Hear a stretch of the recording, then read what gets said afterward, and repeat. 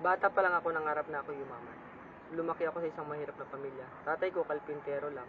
Nanay ko silsteady sa palengke.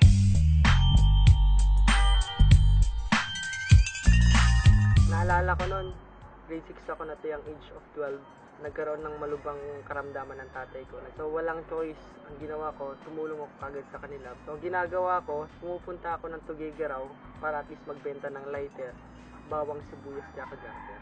Pag may nakikinikitang maliit na pera, ang ginagawa ko, pinambibili ko ng gamot.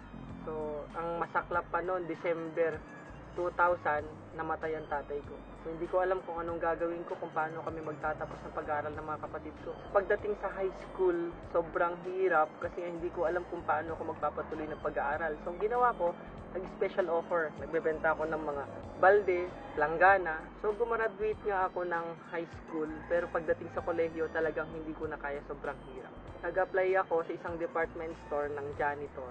As a janitor, sobrang hirap kasi nga lahat ng classmate ko nung high school, kinukutya ako sa tuwing makikita nila ako.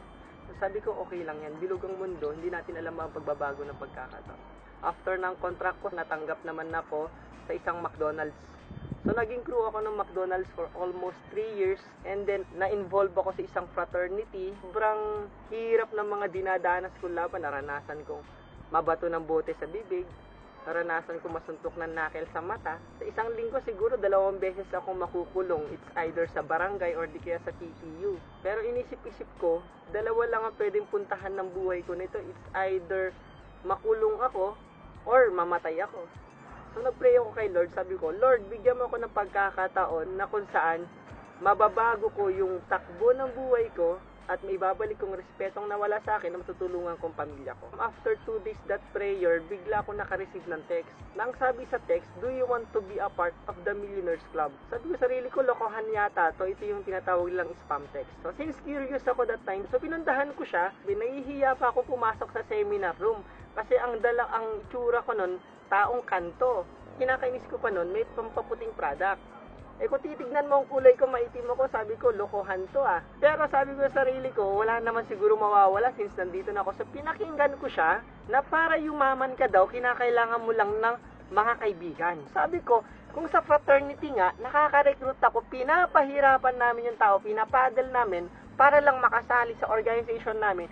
Dito pa kaya sa AIM Global na wala ko ibang gagawin ko, di magre-recruit lang din, kakausapin mo, pag nagustuhan, mag-join. Sa fraternity, ang sakit ng palo. Pero sa AIM Global, ang sarap ng palo kasi every pasok, every palo, 1.5. Pero back of my mind, nandun yung fear and doubt, baka walang maniwala.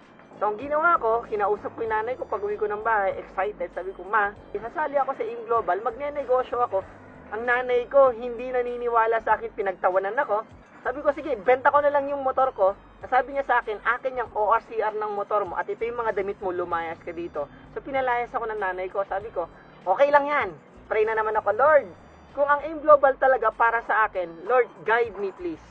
Nung nag-join ako, akala ko, yun na yung start ng pagyaman ko, pero hindi pala ganun kadali.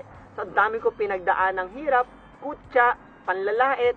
Nasabi sa akin, tignan mo itsura mo, walang maniniwala sa'yo kasi nga dati kang siraulo, dati kang basagulero, tapos nga magpo-promote ka ng pagyaman, walang maniniwala sa'yo. So, nung kumita ako, papayos ko yung bahay. Nung napayos ko yung bahay, mas lalo ko pang ginalingan, mas lalo ko pa sinipagan na sabi ko, Lord, gusto ko magkaroon ng kotse. After 2 years.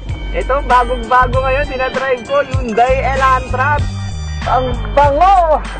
Nung nabili ko sa sakyan, pag uwi ko ng bahay namin, hindi ako marunong mag-drive. Ang AIM Global ngayon, mas lalo lumalaki na lumalaki. Sa mga nanonood ng video na to, sana na-inspire kita. Ako po si Albert Pagulayan, na dating konsumisyon, ngayon, inspirasyon.